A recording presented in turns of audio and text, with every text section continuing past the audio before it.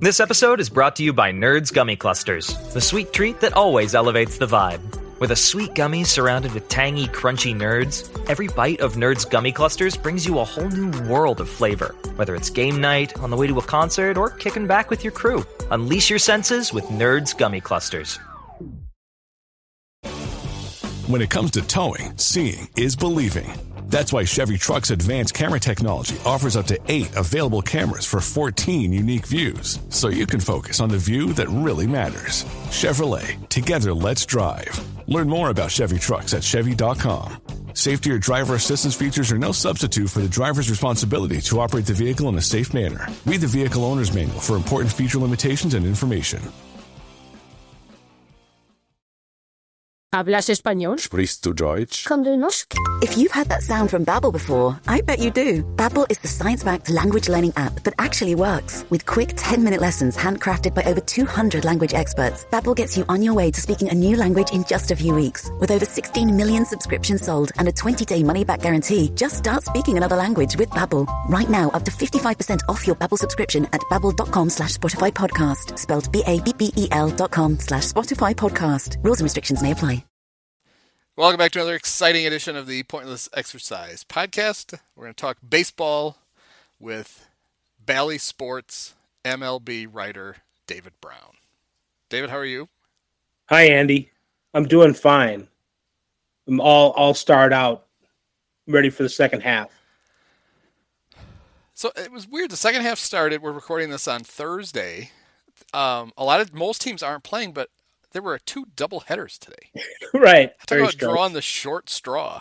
Not only do you get a day less for your break, but please play twice. Why not? Isn't it a better union? They should refuse to. No, they shouldn't do that. We already went through that on the opposite end. Right. So yeah, we just lived through another exciting All-Star game. The National League led for like 3 innings in this one. The most they have in like 8 years. It was very exciting. We'll talk about all the important stuff. What was your thoughts about the uniforms? Oh my God. I mean, I try not to go overboard with hyperbole, which is kind of redundant. But no, I don't get the home uniforms. I can almost envision what they were thinking. The road ones, I mean, it isn't black all the way; it's gray, but there's darker gray or black in the hat, and the colors are different. And it's just I'm colorblind, so it's not that I can't see color, but I get easily confused, by life and by color. And I didn't know what the hell was going on. It's like who are these people? Yeah. It's the David Bednar from the Pirates kind of looked like a pirate because it was, I don't mean like with an eye patch, but I mean like the wooden leg. I thought that was a bit much. Yeah, like Monty Stratton or whatever.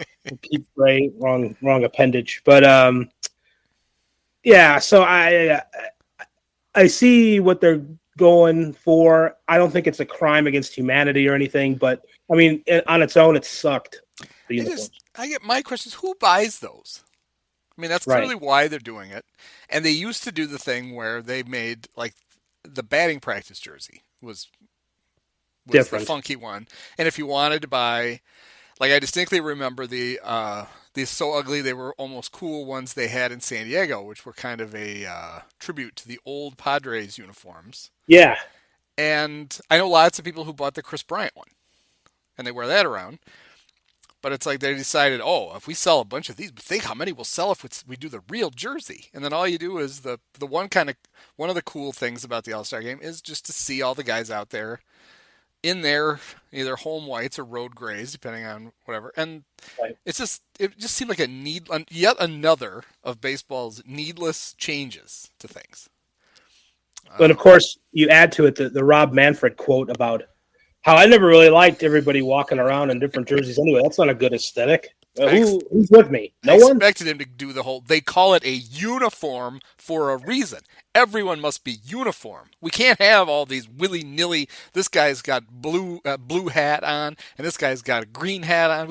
It just confuses everybody. It's like, no. He's just got to be asshole dad about everything. So yeah, he really does.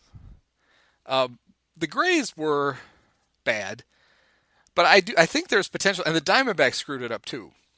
yeah, I think there's potential for a team to go with a slightly darker gray than what we traditionally see at the modern gray uniforms.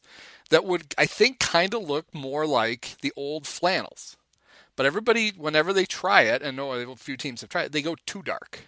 yeah. The Diamondbacks, I think their thought, one of their many, remember the ones they had that looked like it got like super red down by and it looked like everybody's legs were bleeding. Yes. That's a good look. I got bit by a snake. No, you're supposed to be a snake. No, I don't. Gradient, they called it, right? Isn't that gradient? Yes, it just progressively got redder as you went down. So there's potential for that. Because I keep hoping that the Cubs will someday scrap the road grays and try something different. They're not bad, but they're not good. They're just kind of there. Yeah. And they've had them for a long time. They got rid of the Cuba ones. Those were awful. And whoever's genius idea was to put Cubs in huge script on it and then go, oh, it does look like it says Cuba. They got rid of those, and I'm trying to think. They had ones that they said Chicago across the thing, like the old Vine Line masthead, and it had the Cubs logo in the middle C. I'm picturing that in my head right now. Yeah. And that one wasn't really bad, but they apparently didn't like that. And so they went to the ones they have now, which are just kind of eh. And the Cubs have had some cool road jerseys over the years. In fact, they wore a few of them in the 100th anniversary of Wrigley, when, like, on Fridays or whatever, they were wearing throwbacks. Right. And one of them was a slightly darker gray. I think it's the one that mimics where it says Chicago on it, and then there's like a line under Chicago. Yeah. And it's like all those Norman Rockwell ones about the Cubs doing horribly embarrassing things. They tend to be wearing them in that. And it would be kind of cool if they would bring that back, go with a little darker gray so it looks a little more flannel. Or maybe just make the guys wear flannel. Go back, right. Go full wool. Everybody's scratching. I mean, they're scratching anyway, but they'll really be scratching. They get nice and heavy when it's hot. That's right, George Costanza. Yeah, the opposite of going all cotton. You want wool where it doesn't breathe at all, but it also won't shrink. Well, I don't think the Union will prevent it because they didn't prevent double headers like the day after for the first game of the second half. So I think that's a weakness in the Union. They'll be able to pitch that and sell that uncomfortable uniforms. Other change in the All-Star game was we had a new Joe. The Fox changed Joes because old Joe Buck, took his hair plugs to ESPN and not allowed to do the games anymore. And we got, I want to say local boy to me up here because he went to Beloit College. Right. Joe Davis. Who, what do you think of Joe? What do you think of new Joe? People who watch the Dodgers every day really like Joe Davis. And I don't have any huge complaints. I think he's a little too laid back.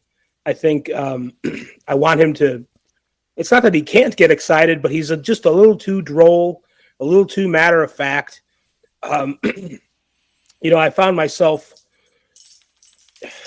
sometimes people will accuse broadcasters like Smoltz of do you really like the product? And it's based on things that they say. With Joe, it's not the things so much as, can you just get a little more excited here about, this is the end of the game. Maybe we're down to the last out. He does say we're down to the last out or strike. But I just wish, I don't want him to go all the way to 11. Like I was saying before, I wanted to get maybe 7 on the excited dial. Yeah, I think it really depends on the color analyst, but Smoltz is not going to get excited about anything. No. So somebody's got to pick up the slack, or you have zero excitement emanating. We don't need like Chip Carey. We don't need a guy screaming and yelling about everything and trying to falsely predict what's about to happen next and getting himself in trouble. Buck did it mostly by just relentlessly being a smartass. Joe, and it's his first big game. It's not like they should fire him now because he completely failed. Right. He was there. He didn't screw anything up. He was just kind of there. Hopefully, as they go through the playoffs, he'll get his footing and maybe liven things up a little bit. One thing they did, though, for entire innings, they basically made the announcers irrelevant by putting the microphones on the players and turning those on. Yes. When it worked, I thought, really well. I thought Alek Manoah was really good. Remember last year they tried it with Liam Hendricks, and he couldn't hear them, and then he kept swearing, so they had to keep bleeping it. So we couldn't really hear him much. So Manoah was the more family-friendly version of that, where he was talking. And I did think it was funny when he asked Smoltz advice on a 2-strike pitch, and Smoltz told him to throw a back foot slider or whatever, and he hit the guy with it and yelled, "Damn it, I should have thrown a fastball." Whoops. Then we got Nestor Cortez and Jose Trevino basically taking over for an inning. I thought that was pretty cool because they could hear each other, so they didn't have to use PitchCom. They could literally just talk to each other, and so that was kind of cool to hear that. And I wrote in the newsletter that I wish they'd had this back when Carlos Zambrano and Michael Barrett were teammates. Wouldn't you have loved to hear an inning of those two talking to each other? They talk about having to bleep everything out. Carlos like, time out. Oh, come out here. No, I'm not coming out there. Come out here. No. You could punch me in the dugout, not on the mound. So we'd have that. It's 2022, right? Isn't that what year it is? It seems odd to me that we still have so many problems though with the mics. Like Aaron Judge is just crapped out, which didn't seem to bother Giancarlo Stanton at all. He's like, "Whoa, more time for me." Don't worry, Aaron. I can handle this. It is kind of amazing how not much better that technology has gotten. It's a little wind or a little jersey flap sometimes it sounds like they're out of breath all the time. Whether they are or not, I don't know. But little things like that make it hard. I don't know if that means we need like drone mics that aren't really attached to you or whatever, that just sort of float over you, and that way there's no resistance. It just hovers, right? Humming in the background. It wouldn't be. I'm sure that'd be fine. Like a firefly or a dragonfly. I mean. So I thought the highlight of the All-Star game, maybe the whole from Sunday we had this draft through the home run derby through the All-Star game. I thought the highlight of it was Tom Rinaldi. They go down to Tom, who is, whenever you see Tom, you expect the soft music to start playing and for him to talk about, this courageous player. His entire family died of lupus yesterday, but he's out here playing. So he, in typical uplifting fashion, he got to promote his podcast, which is like 11 episodes about Lyman Bostock being murdered during a season. It's like, Tom, this is way too on the nose, even for you. I hadn't, whenever I see Tom Rinaldi, I do think that somebody who has died or that somebody has died or is sick from cancer. And I didn't even really make that connection that it's like one of the saddest whatever moments in Major League history in the last 50 years, Lyman Bostock being murdered while on a road trip. Of course, they sick Tom Rinaldi on it. They're like, well, this says Rinaldi written all over it. I think maybe the last thing he did for ABC or ESPN ABC before he went to Fox was he did an NFL draft, and ABC, so like the way they do the NFL draft now, like you can watch the regular draft coverage on ESPN. If you go to ABC, you get like the game day crew, and they're going to talk about it from a college perspective, but mostly they're going to talk about like the families and the backstories. And Rinaldi was all over that one. And every pick had some kind of tragedy. Right. It was amazing. Yes. It didn't. Everybody either had their brother got killed, or their mom died, or they there were like guys with mothers in prison getting out of prison, and it's like, does everybody have to be, up the river or under 6 feet under, or what? I mean, it was just. So my favorite part about that was Bill Simmons, the sports guy, was tweeting during the draft, and apparently he thought the only draft broadcast was the ABC one. And his wife was sitting there watching it with him, and she's like, "This is the most depressing draft ever." And he's like, "Aren't they ever going to talk about like how the guy's going to fit on the team?" He's upside. And his readers had to like tweet him and go, "Turn it to ESPN. You used to work there, for God's sakes. Right. There's more than one channel." He's like, "Oh, you don't have to watch the horribly depressing coverage of it. You can get over here." It's like, did you think that Mel Kiper just wasn't going to be there this year? Right. I mean, this last year he wasn't there because he didn't get vaccinated, so he was. But he was on the broadcast. He was just sitting in his garage in Baltimore, whatever. That's what I think of when I think of Tom Rinaldi. So the home run derby was on Monday. It is. It's still a good event. Unfortunately it's the highlight of All-Star All-Star. It's not even weekend.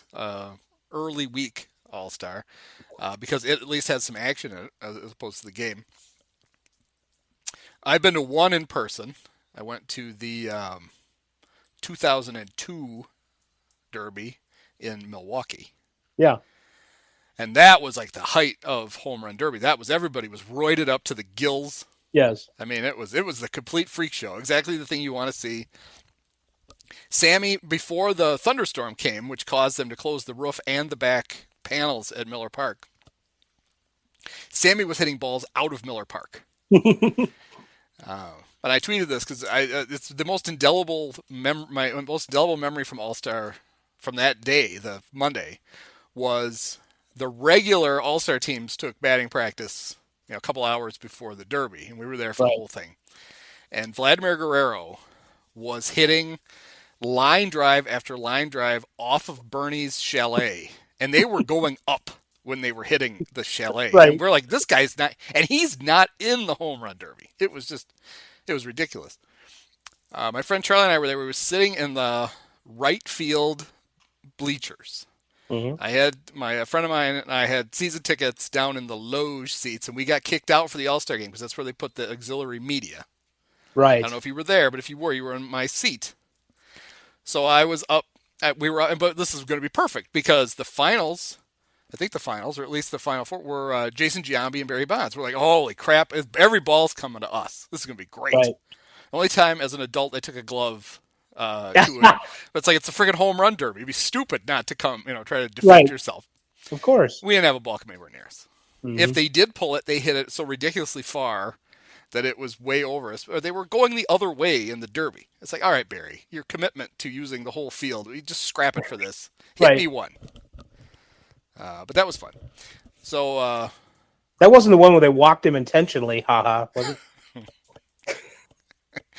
In the derby, I saw a video of that. So that was the All-Star game. Well, obviously it was the tie, and we could see it coming. Yeah, they just Joe Torre and Bob Brenly were the managers, and they were using pitchers for like one batter to try to get everybody in. And Charlie and I are sitting there, and we're like, it's like the eighth inning, and it's tied, and they're starting to run out, and then it went to extras, and it's still tied. And now that we're looking, and you could on the Miller Park scoreboard, you could see who was left. Right. And there wasn't hardly anybody left. I'm like, I said they're going to have to scrap this. And he's like, oh, that's ridiculous. They're not going to. And we could kind of see Bud. We knew where he was.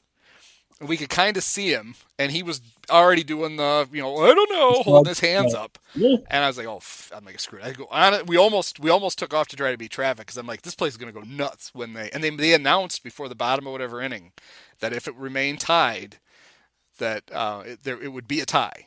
And people were pissed. I think it might have been this podcast I told a story. Damian Miller was an All-Star that year because Bob picked every Diamondback. Right. And Damian is from Wisconsin. Right. And there were these drunk guys a couple of rows in front of us who, when he got introduced before the game, all of a sudden unfurled a sheet that had something like Damian Miller fan club or something written on it. It was the most spotted sheet. It was basically, I remember in The Waterboy when Bobby Boucher's mom hangs his sheet up and there's big piss stains all over it. That was that. We were like, oh God. What a tribute. That was but two highlights from that week was we went to the Futures game, and this was before I would actually meet him, and but we were hanging out, and Tony Gwynn in a suit Yes. walks up to us and asks if we know where the ESPN set is. And we did, because we'd seen it. So I was able to direct Tony. I'm like, you're going to have to go down the bleachers here and go over there. You can kind of see it. So that was cool. Like, hey, Tony Gwynn. And then it wasn't 20 minutes later, in the right field stands, I haven't been to Miller Park in a while, so I think it's still there. Gorman Thomas has like a barbecue shack up there. And we were heading back up there, and Kurt Schilling was there in full uniform, eating a barbecue sandwich. Just standing up there on the concourse, eating a sandwich in his full Diamondbacks uniform. We're like, nah, we've seen it all.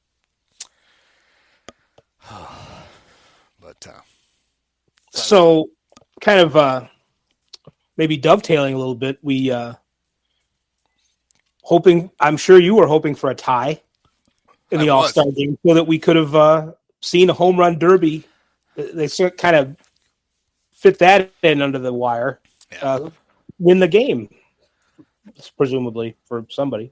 It's a great idea, and they should have. This is entertainment. They should have rigged it so that it happened. Right. They didn't. In fact, in the top of the ninth, when Emmanuel Clase came in to pitch, I don't know if you noticed this, but he threw a ball to, I think, the second hitter. He'd struck out the first guy on 3 pitches. He threw a ball, and he was pissed, like super pissed. And I said it, I wrote it. I'm like, he thought he was going to get an immaculate inning. Right. He struck outside on 10 pitches. That was the only ball he threw. That guy, he's amazing because he throws what looks like a breaking pitch, like when you see it on TV, and it's 100 miles an hour, and you realize it's just it's just the movement on the fastball. It's like, it's like, how the hell does anybody ever hit him? And they don't much. So I guess that's why he was there closing in the All-Star game.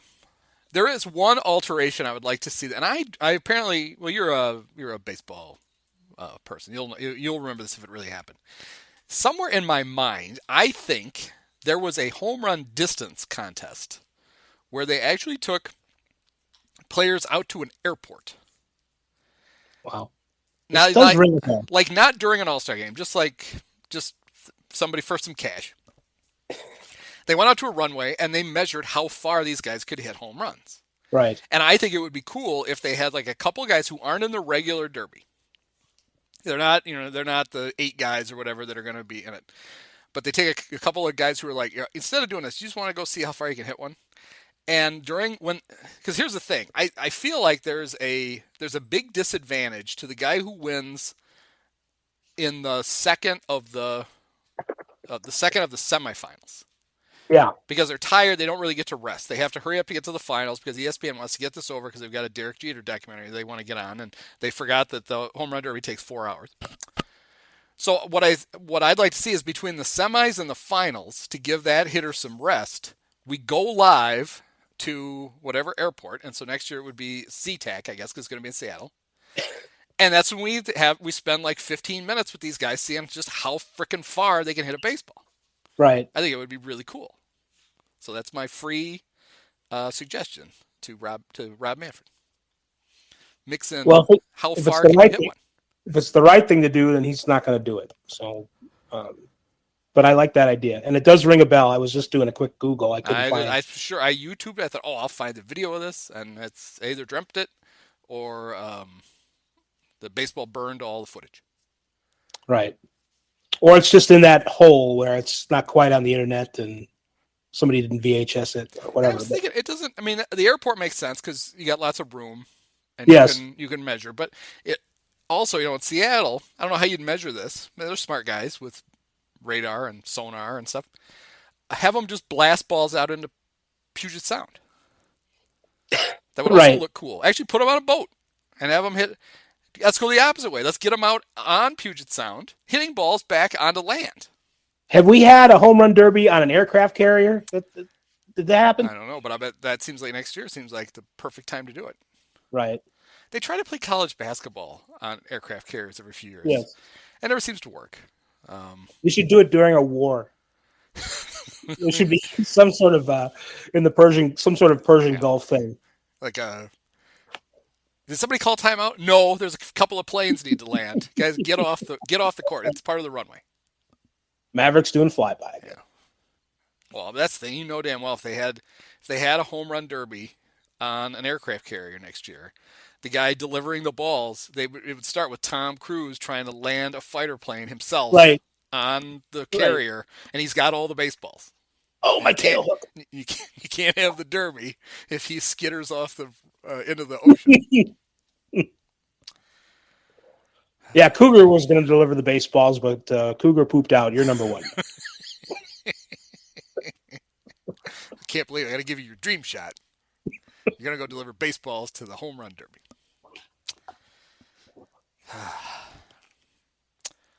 So the MLB draft started on Sunday.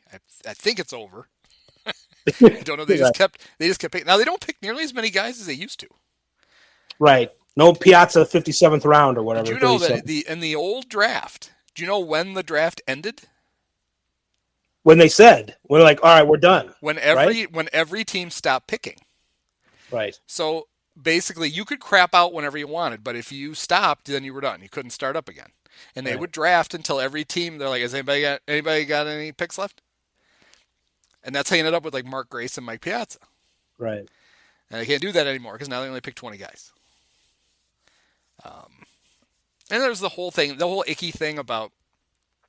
So you got the draft slots, and then they have to like, ooh, did the Cubs draft this guy because he's good, or did they draft him because he's cheap? And then they could get somebody better in the second round, and then they can do whatever. But the thing I don't like about it, well, there's a lot of I don't like about it, is when teams want to save money, what they'll do is they will draft a fourth-year college player because they can pay him whatever the hell they want. Right. Because he can't go anywhere. He can't go back. No. He's screwed. It's take it or leave it. Cubs had a guy last year that they didn't give a signing bonus to. They got him to agree to not take one because it helped him make their. It's like, oh fuck, that's just shitty. But the thing I love about the baseball draft is we don't know who anybody is. Right. We have no idea. You could tell me that some guy is the greatest player of all time, and it turns out that he had never played. He's never touched a baseball in his life, which is an elaborate prank, and I would believe it because I don't know. Right. And then you get all these like instant reactions to the picks, and they're like, "Oh, this is great." It's like you did you ever see this guy play? No. Then maybe don't weigh in. And my new favorite thing about the draft, and I thought it was a bit, and maybe it was. If it was, he was committed to it. The guy who runs the Ivy Futures Twitter account was congratulating the scouts when the Cubs made picks. So, like when they picked, what's his name? Cade Horton. Horton? Helton? Horton? Cade Horton, I think. Horton. I think that's right. Yeah, well, Horton here's a who. He congratulated the area scout who has Oklahoma. And I'm like, I'm sure that means a lot to this guy. Hey, did you see this, honey? This guy, the guy with 3,000 Twitter followers just congratulated me because they took a guy from my area. How do you print these? I want to put it on the fridge. Oh, I told you it was worth it. all that sacrifice. Me missing Thanksgiving and Christmas. Greg Zumwalt, or whatever the guy's name is, right here. There it is. Made it all worth it. Who is Greg? Greg Zumwalt? That's a real person. Who is that? I think it's him. Really? I think so. I'm going to look here quick. Oh, Greg Zumak. I don't know who Greg Zumwalt is. Different guy. Sounds like a real guy, but okay. Sounds like a guy that owns a Chrysler dealership somewhere. Zumwalt. Plymouth Chrysler, Dodge Plymouth Chrysler. Right. You can't get a good Plymouth these days. No. No, you can't get any Plymouth these days, actually. But now we're on to the second half of the baseball season. And I was going to see if you want to reconsider. It was just like a month ago, you declared that the White Sox were DOA. You know, and I a couple times I was happy to let you do it because I don't like them. We know. A couple times, you know, they got hot, you know, for them after I decided they were dead. And I declared them dead again. And they came back from the dead. And the division just can't get away from them. It's just not very good. The Twins, I could see the Twins if, you know, like Buxton and Correa stay off the DL and their pitchers. I mean, they could break away in the second half, but it just doesn't seem like they're gonna. It's gonna keep the White Sox in for as long as they can. I felt like, oh man, this La Russa's really got to get fired this time, and no, he's back. You know, he's just never. There just don't seem to be. It was so easy for Hawk to fire him in '86, but this time it's just Reinsdorf apparently is not going to let that happen, and I don't even know if that would. No, it seems like they're all a bunch of mopes, you know, and La Russa did that, and they had a good clubhouse before, but I don't know if even that matters. Is that why they're not hitting? You know, half the lineup isn't hitting what it can. But no, I mean, I don't know if they're really dead, but I'm not going to get excited or have any optimism about how they're playing until they do much better than this, whatever they're doing. How's that?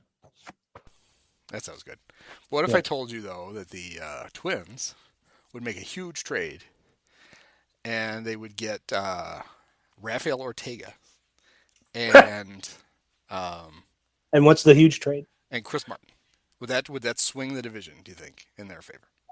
You know, it might come down to that last I mean, I wouldn't think so, but you never know. You never know. What do the Cubs get? They'll get a couple of 12-year-olds. That's what Class A. That's what they like. Pitchers. Not Emmanuel Class A. If single A. No, that would actually help.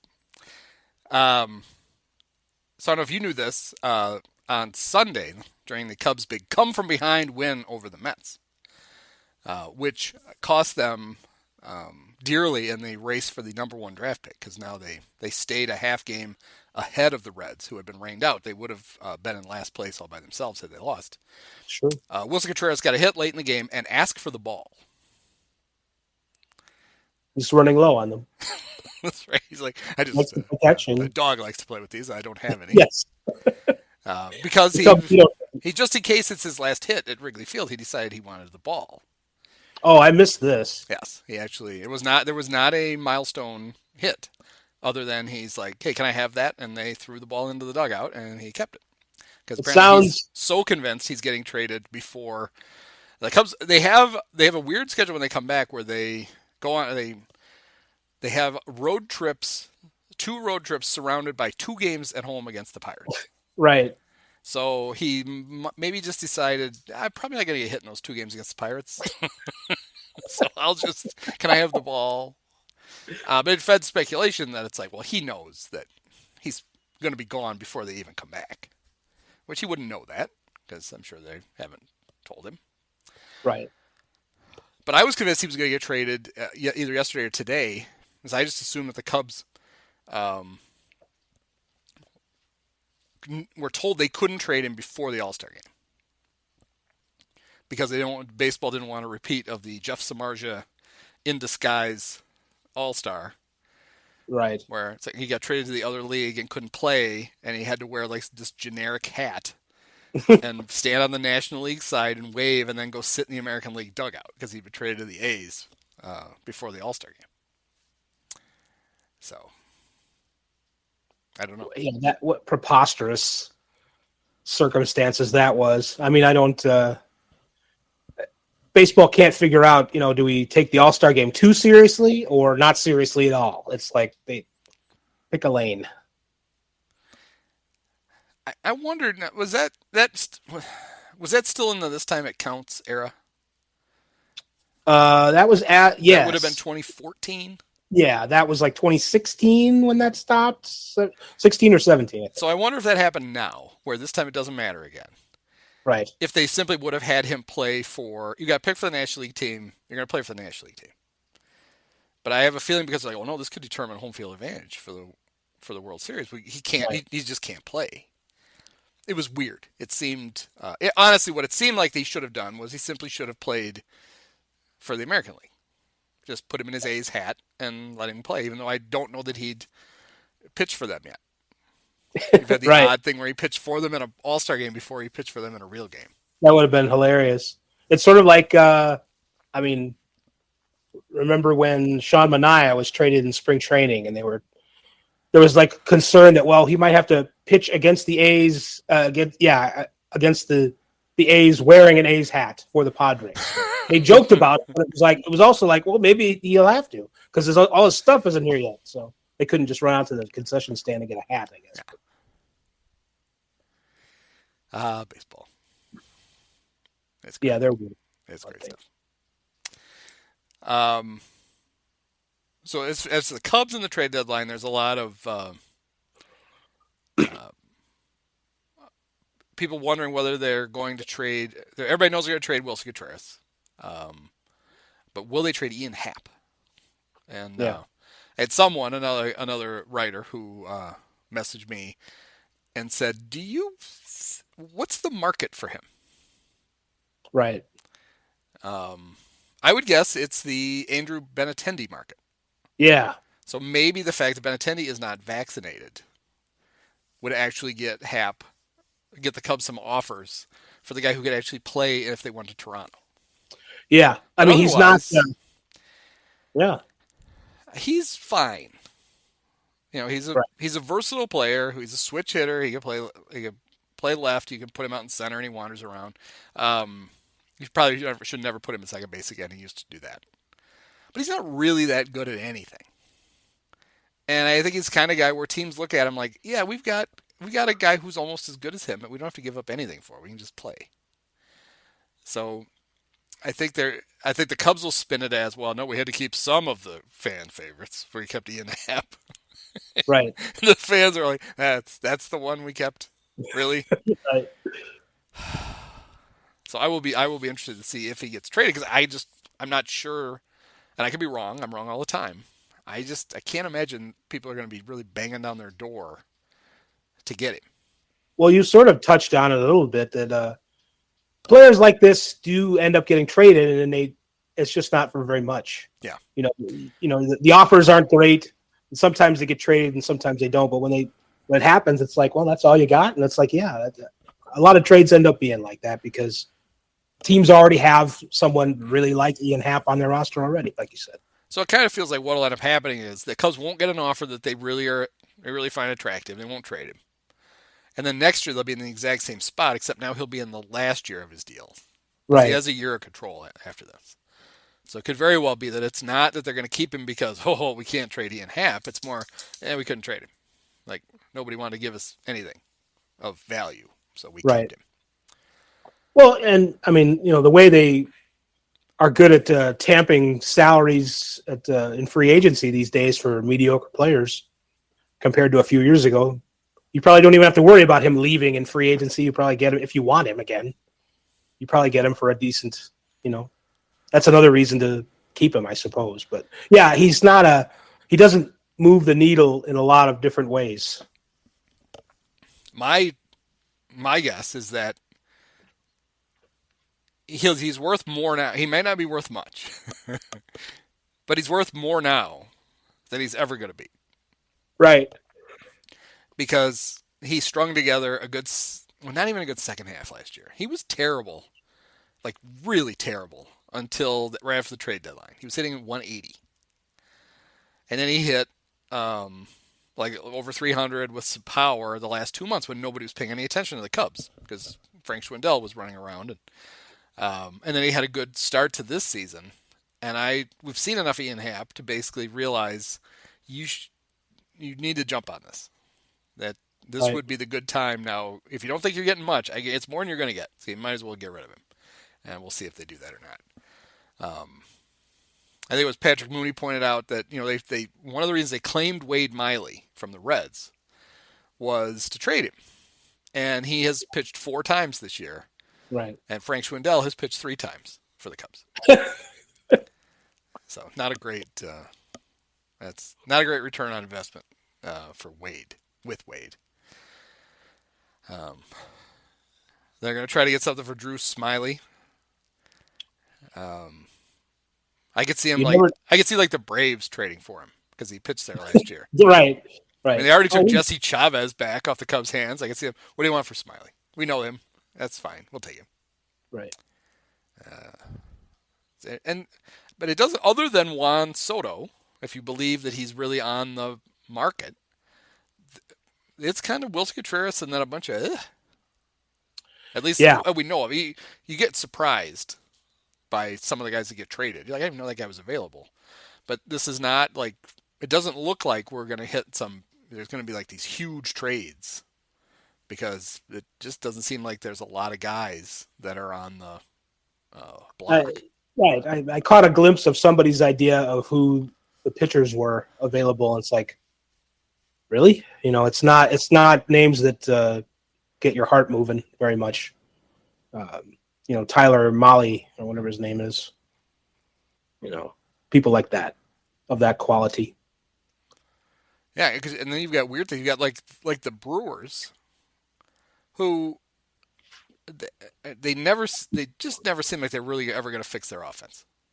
Do you guys realize you have really good pitching, and then you score 2 runs a week, and it's just not going to work? And it's we'll fix it at the deadline. No, you won't. Right. Trust me, you will not fix this at the deadline. Yeah, it's like when everything goes perfect, their offense is okay. And how often do things go perfect? So I mean, I heard that they should be in the Juan Soto Derby, but I don't know. You mentioned is he really on the block? I mean, I guess he's on the block, but it's so many things have to happen. I don't know how good the return is going to be if he doesn't sign a contract, and doesn't seem like he's gonna before he hits free agency. So you think it's a bad sign for the Nats that he turned down a $440 million deal? Well, yes and no. That was a 15-year offer. Who signs those? When's the last 15? I don't. That other than before the Kurt Flood days, the reserve clause. It's in perpetuity. So that's only $29 million a year. Only, I say. But he's going to want 35, 40 a year at least. And then you wonder how much it really was. How much of it was deferred. Because the Nats are one of those teams that loves to defer. They're going to be paying Max Scherzer until he's in his 70s. I think Ken Rosenthal said there was no deferment. Okay. Well, that's better. I don't know. Who knows? But he said no because I looked for that. Because they they're going to have a Bobby Bonilla day. Yeah, Strasburg and Scherzer both their money is stretched way out. So I don't know. Do you think Juan gets traded, or do you think that's the kind of trade where it's what, we'd be better off doing this in the off season than trying to do it at the deadline? Right. Well, the in-season trades definitely you see. It seems like you don't get those monstrous deals anymore. I think they could get a decent deal for him, but this is a lot to come together in 2 weeks. And like I said, for what they, who knows if you're the Nationals, what you should probably be thinking is, who knows what things are going to be like in 2 years with us. Maybe we should wait and hold on to him. And, he's a generational talent and all that. And not because I just don't see him unless he's given exactly what Scott Boras wants, either a $500 million contract or $40 million a year. I don't see that he's going to be signing before he hits free agency. No. He's So I don't. Therefore, what the Nats could get for him isn't going to be enough to make it worth it. Well, and they're for sale, right? So there's two minds of this. There's one that if you trade him and get a team to take Patrick Corbin, then the new owner comes in with a clean slate and hardly any payroll. But there's the other thought is, well, maybe the new owner would like to be the one who makes the decision about whether they pay Juan Soto or they trade him. Yeah. And as much money as this is, it's not so much money that because we're getting a new owner, we need to have it off the books. Yeah. I mean, and that's true with Corbin too. Corbin's contract is outrageous, mostly because he's pitched like crap since he signed it. But these guys just have so much money, and it's like we said, the payments are deferred, and we act like. I mean, it's they don't really have a lot of reason to trade him. I mean, these guys can all afford to have a great player on their roster for this much money, and they can afford to make mistakes with Patrick Corbin. That's they're it just doesn't add up to enough money to make a billionaire give a crap. No. So I think that's all overrated. And I kind of wondered how much of the he's going to get traded is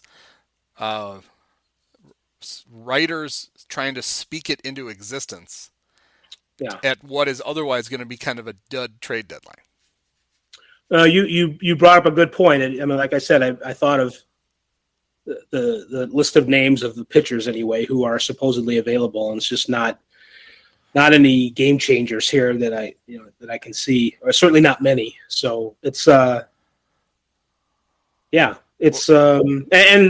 Boris talking in his ear, trying to just drum up interest either for now or for later. So yeah, the biggest thing, because Boris is his agent, if you trade for him, you're not even 50-50 that you're going to keep him.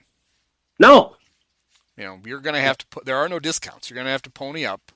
And so if you trade, to get Juan Soto, you should be willing to trade a lot because he's a great player. Right. He's a very young, great player. But you have to have in the back of your mind, we may trade all this stuff, get him, that'd be great, and then he leaves. And then we're left with a big bag of nothing. Right.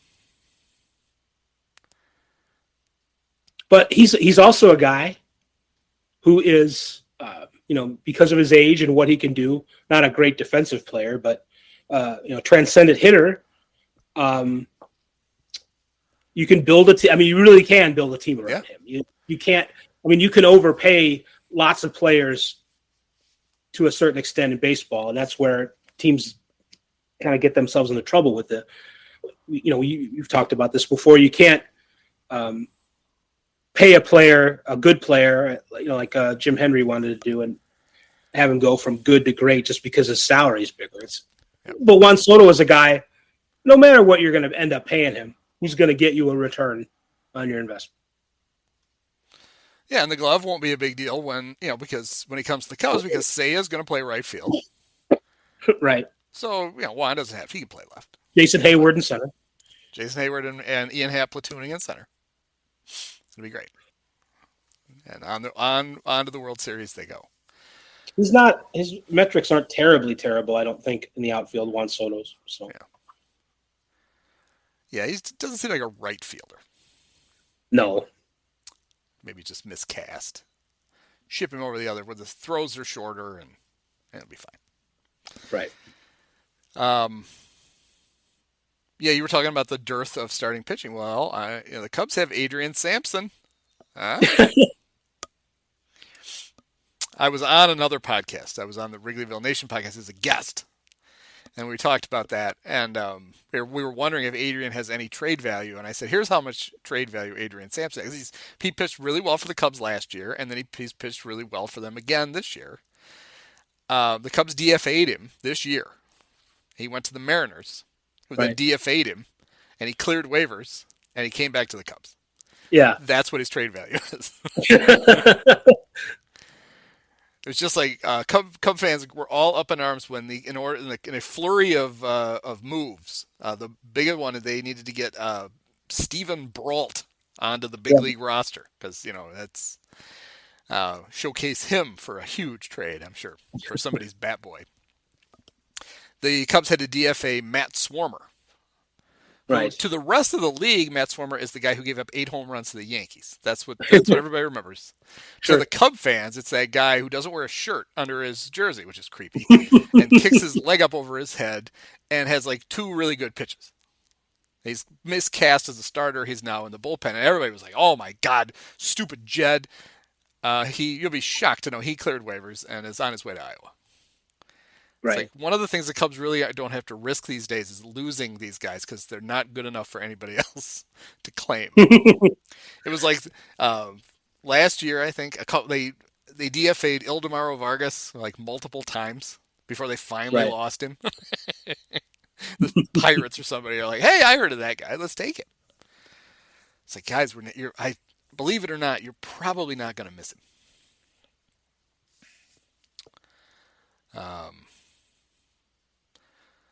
But yeah, we're embarking now on a second half with not a tremendous amount of.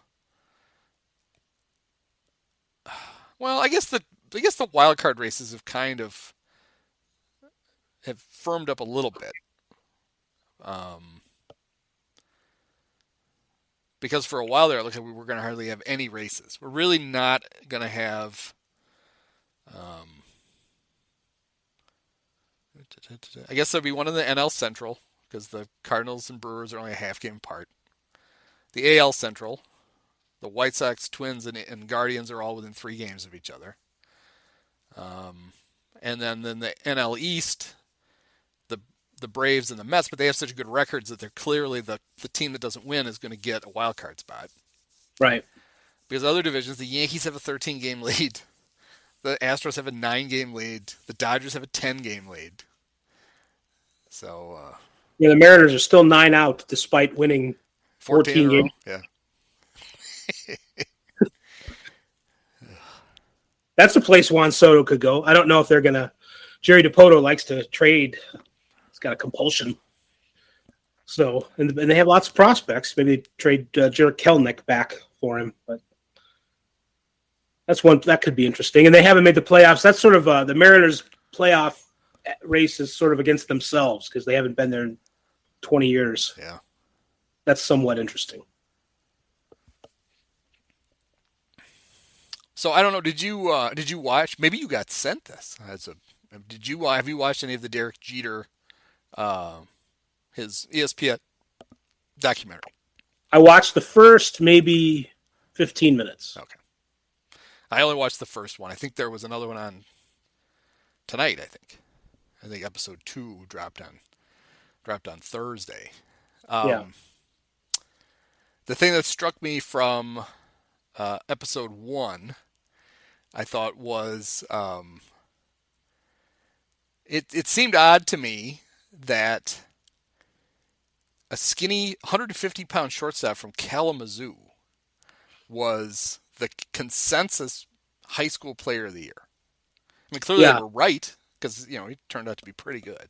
Right. But it just seemed because if you had asked me, like I knew he was a top 10 pick, so that wouldn't have shocked me. But then when they're showing all the awards he had won, I'm like, how many games did Kalamazoo's high school play in a year? Actually get to play, yes. Yeah. I mean, I've driven through Kalamazoo. It's pretty fast, I hope. It's up there. Yeah, really fast. Don't slow down. Though the Kalamazoo River is this really wide, weird thing, and you feel like you drive over it like 5 times on your way through Kalamazoo. Like the Missouri. Yeah. So I thought that was odd. Yeah, and you think about like Mike Trout being from New Jersey and not being the high school player of the year and being picked 18th or whatever he was, or 29th by the Angels. It's interesting that Jeter 25 years ago caught fire and got such attention that he was picked that. Where was he picked?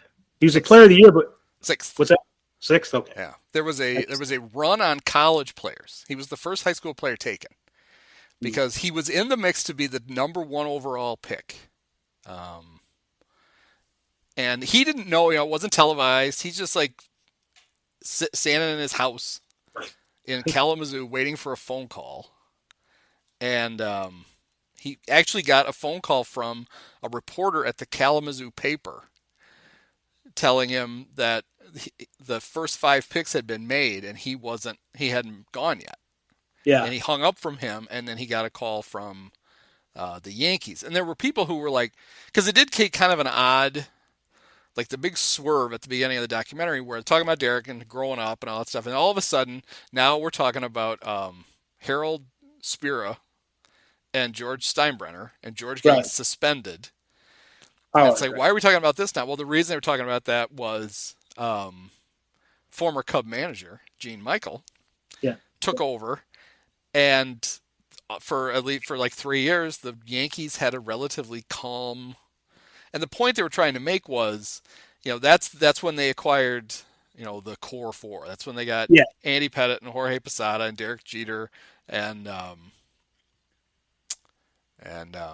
they got Bernie Williams, they got those other guys, and they kept them because under George's normal thing, those guys would have all been traded for veterans at some point in another attempt to win that year.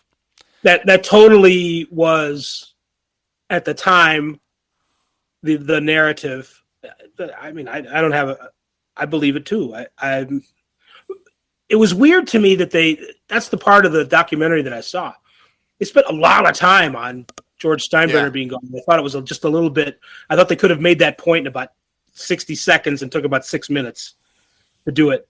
But yeah, not having George there, I don't know if that meant that they wouldn't have taken Jeter. They didn't really say that, but right. I think the point they were trying to get across was would he or how many of those guys would have been around to ever make it to the majors as a Yankee. Yeah. Just given their track record of we trade prospects because we want veterans because we're trying to win right now. So the first round was the 1992 draft. The first overall pick, it was the Astros, and Derek thought there was a chance he would go there. It was former Yankee third base coach and current Angels interim manager. Yes, Phil Nevin was the number 1 pick. The then Indians took Paul Shuey. The Expos took B.J. Wallace, who'd never made it to the big leagues. The Orioles took Jeffrey Hammonds. And then the Reds at 5 were the other team that Derek thought he was going to go to. There was this idea they could kind of seamlessly go from Barry Larkin to Derek Jeter. Yeah. And they instead took the great Chad Mottola. Oh, yeah. So then you get the cool scene where, because the Jeters filmed it, Derek's mom hands him the phone, tells him he's been a lifelong Yankees fan. His grandma lived in New Jersey. They would go there on family vacations. He went to Yankee games as a kid. They have all these million pictures of him as a little kid in Yankee uniforms. They showed a shot of somebody had bought him a full Yankee uniform, and then when he outgrew it, he pinned it to the wall with the hat and then the jersey and then the pants. And he gets a call, and it's the Yankees drafting him. Right. And he's all excited. And one of the things he says in the documentary is like, I spent my whole career, I never played any position but shortstop, and I never played for any team but the Yankees, which was his childhood dream that he got to do that. And apparently in a later episode, there's an interview with him where he talks about when A-Rod came, that he could not believe that A-Rod would go to a team where he had to move to third base. Like to Jeter, that was just like the dumbest thing ever. It's like, why would you come here and play third base? You're a shortstop. Right. You have a chance to be like the greatest shortstop of all time, and you're just going to move. He could never understand that.